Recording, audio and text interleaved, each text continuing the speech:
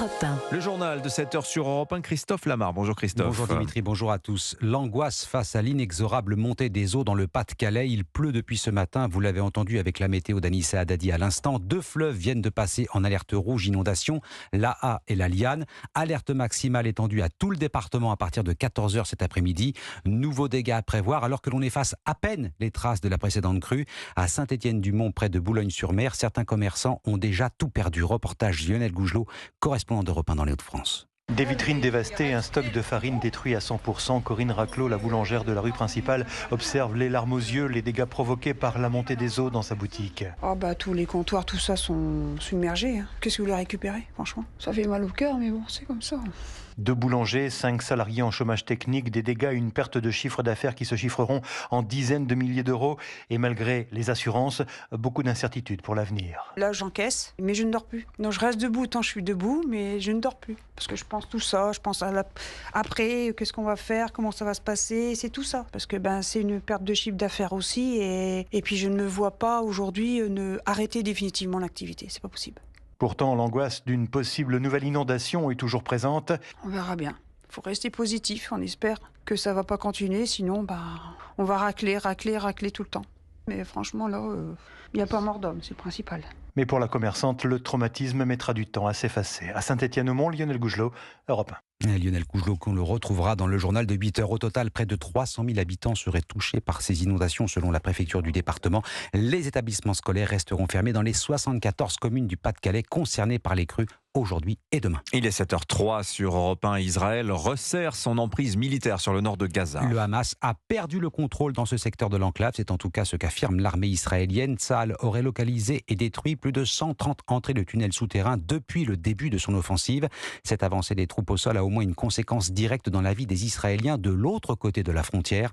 Les alertes au tir de roquettes diminuent dans les grandes villes. Reportage William Molinier, envoyé spécial d'Europe 1 à Tel Aviv. Oui, c'est la première fois depuis un mois qu'il y a une légère accalmie dans le ciel israélien. Moins de sirènes à Tel Aviv et dans le centre du pays. Pas de chiffre officiel rendu public, mais une source militaire me le confirme. Depuis 2 jours, le nombre de missiles et de roquettes tirés par le Hamas est inférieur à celui qu'il était ces dernières semaines.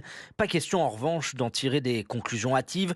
La pression militaire israélienne dans le nord de la bande de Gaza y est sans doute pour quelque chose. Cela peut aussi être la conséquence d'un redéploiement tactique du Hamas. Tsahal a détruit plusieurs rampes de lancement de roquettes et saisi au moins 106 missiles depuis le 7 octobre. En fait, les terroristes ont perdu depuis 48 heures leur liberté de manœuvre au sol. Ils n'ont plus vraiment la possibilité de cibler les populations civiles et sont désormais fixés par les snipers israéliens dans un combat urbain très intense. William Molinier, envoyé spécial d'Europe 1 à Tel Aviv. Israël, toujours déterminé à rayer le Hamas de la carte. Les multiples appels à un cessez-le-feu, pas plus que la médiation en cours du Qatar pour obtenir la libération de 12 otages ne change la donne. Le Premier ministre Benjamin Netanyahou l'a encore répété hier soir. La libération de tous les otages d'abord, le cessez-le-feu ensuite. Ce conflit et ses répercussions en France, la classe politique se déchire avant la marche contre l'antisémitisme prévue dimanche à Paris. Une seule banderole, combien de divisions? La présence annoncée du Rassemblement national provoque des remous à droite, à gauche et au sein même de la majorité, Arthur Delaborde. Oui, des membres de la majorité aux écologistes en passant par les communistes et les socialistes, tous veulent défiler dimanche, mais le plus loin possible du Rassemblement national. Les 3 partis de gauche réclament un cordon républicain pour ne pas se mêler à l'extrême droite.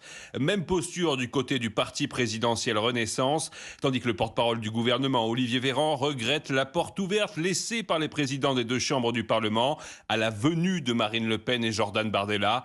Invité du 20h de TF1 hier soir avec son collègue du Sénat, Gérard Larcher, la présidente de l'Assemblée, Yaël Braun-Pivet, a voulu clarifier sa ligne. Il n'est pas question de savoir s'ils doivent être les bienvenus. En tout cas, ce qui est certain, c'est que le président du Sénat et moi-même, nous défilerons en tête de ce cortège et nous ne défilerons pas à côté du Rassemblement national. Et même si Emmanuel Macron hésite encore à se rendre à la marche, Elisabeth Borne et une grande partie de son gouvernement seront là. Tous resteront également à bonne distance du parti de Marine Le Pen.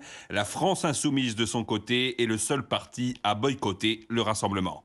Arthur Delaborde du service politique d'Europe 1. Le projet de loi immigration au Sénat. La droite obtient un durcissement du texte. Exit l'article 3 sur la régularisation des clandestins dans les métiers en tension.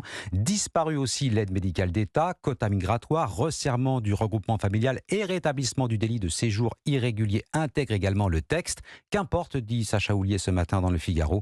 Le député macroniste l'assure, l'Assemblée nationale aura le dernier mot et rétablira le projet de loi dans sa version initiale. L'Assemblée qui fait un geste pour les familles monoparentales précaires. Les députés votent une allocation exceptionnelle de 115 à 200 euros. 600 000 familles seraient concernées, un montant qui s'ajoutera à la prime de Noël. Venons-en à présent à cette surprenante étude de l'INSEE. Le pouvoir d'achat des salariés du privé, il a reculé pour la première fois depuis 25 ans cette année. On rappelle qu'il représente 3 actifs sur 4 en France et pour eux, la hausse des prix, elle a dépassé la hausse des salaires. C'est du jamais vu en un quart de siècle, Baptiste Morin.